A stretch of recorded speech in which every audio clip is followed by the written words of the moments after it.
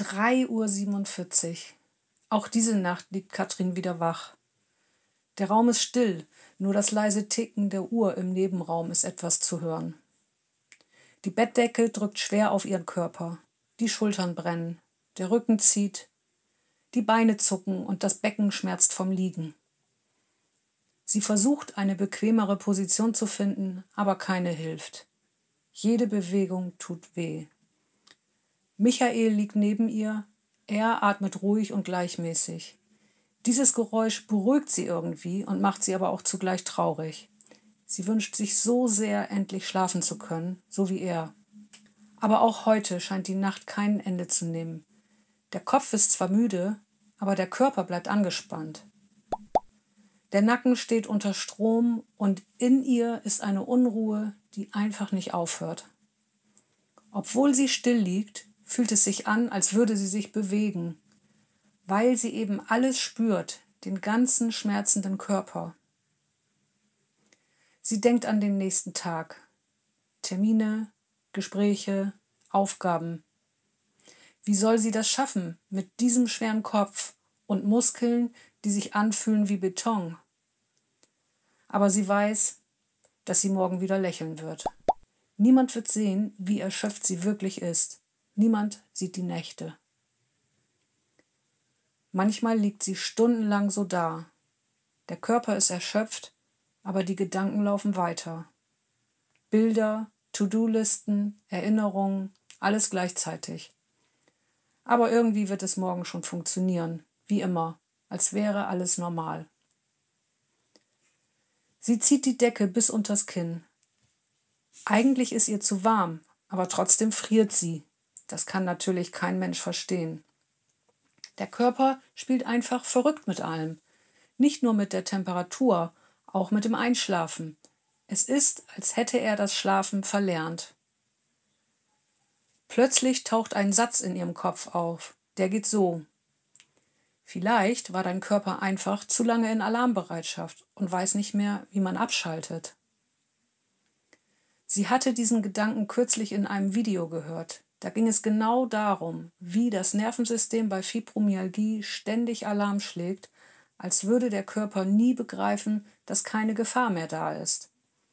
Es wurde erklärt, dass dabei vor allem der Vagusnerv eine Rolle spielt, dieser Nerv, der dem Körper hilft, wieder in Ruhe zu kommen. Und dass man ihn sogar trainieren kann. Durch Bauchatmung, Summen, kaltes Wasser, kleine Impulse und zwar regelmäßig angewendet. Damals hatte Katrin das nur nebenbei gehört, fast ungläubig.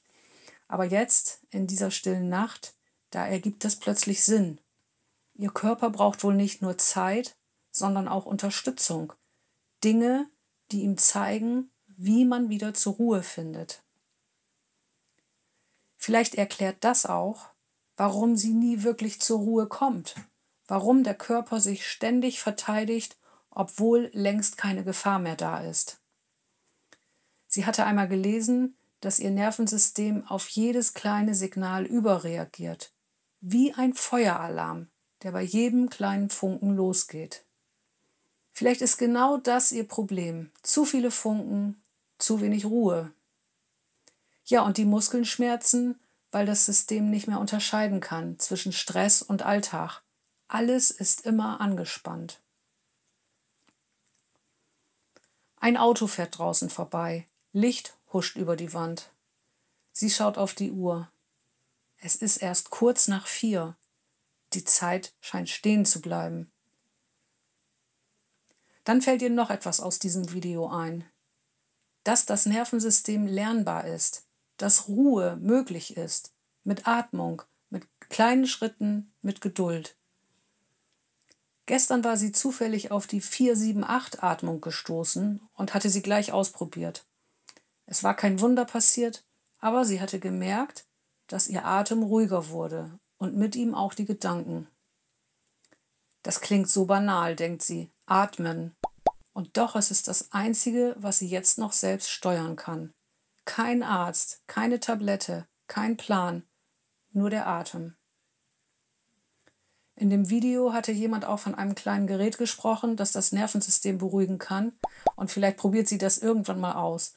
Aber jetzt konzentriert sie sich auf das Einzige, was sie selbst noch in der Hand hat, das ruhige Atmen, so wie sie es gestern gelernt hat. Katrin legt eine Hand auf ihren Bauch. Langsam durch die Nase in den Bauch einatmen. 4 Sekunden. Dann den Atem anhalten und leise bis 7 zählen.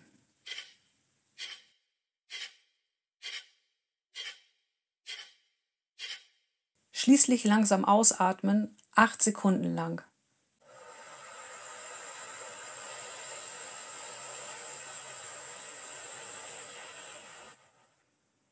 Noch einmal. Die Hand hebt und senkt sich im Rhythmus des Atems. Etwas in ihr wird ein bisschen ruhiger. Noch keine echte Entspannung, aber ein Hauch davon. Der Körper bleibt schwer, doch die Anspannung wirkt nicht mehr so übermächtig. Ein winziger Schritt und trotzdem fühlt es sich an wie ein Anfang. Sie bleibt dabei, minutenlang. Immer wieder einatmen, halten, ausatmen. Die Gedanken werden langsamer, die Geräusche leiser. Für einen Moment glaubt sie, tatsächlich einzuschlafen. So nah war sie dem Schlaf schon lange nicht mehr. Doch dann öffnen sich die Augen wieder. Fast hätte es geklappt. Immerhin fast. Sie fragt sich, ob es vielleicht genau das ist, was ihr all die Jahre gefehlt hat. Diese kleinen Dinge, die den Körper beruhigen, statt ihn immer weiter anzutreiben. So oft hatte sie gehofft, dass irgendeine Behandlung endlich den entscheidenden Unterschied macht. Doch nichts davon hat sie wirklich aus dem Alarm geholt. Vielleicht geht es gar nicht darum, den Schmerz irgendwie wegzubekommen, sondern vielmehr darum, das Nervensystem langsam wieder in Balance zu bringen. Die Stille im Raum verändert sich. Draußen beginnt es zu dämmern, ein erstes Geräusch von der Straße, ganz fern. Der Körper bleibt wach, aber sie spürt zum ersten Mal, dass sich etwas in ihr bewegt. Kein Schmerz, kein Druck, sondern ein leiser Frieden. Der Wecker zeigt kurz nach 6. Auch diese Nacht hat sie wieder kaum geschlafen. Und doch ist etwas anders. Mit der Atmung hat sie zum ersten Mal das Gefühl, ein kleines Stück Kontrolle zurückzugewinnen. Als würde ihr Körper lernen, dass Ruhe möglich ist, wenn auch nur in winzigen Schritten. Vielleicht hängt das alles wirklich mit dem Nervensystem zusammen, mit diesem ständigen Alarm, der nicht aufhört, selbst wenn längst keine Gefahr mehr da ist. Warum dieser Alarm bei Fibromyalgie so oft aktiv bleibt, welche Rolle der Vagusnerv dabei spielt und wie du ihn mit kleinen Übungen beruhigen kannst, erfährst du in diesem Video. Wenn du das noch nicht gesehen hast, schau unbedingt mal rein. Es erklärt so vieles, was Katrin in dieser Nacht gespürt hat und vielleicht auch, was langsam in ihr beginnt, sich zu verändern.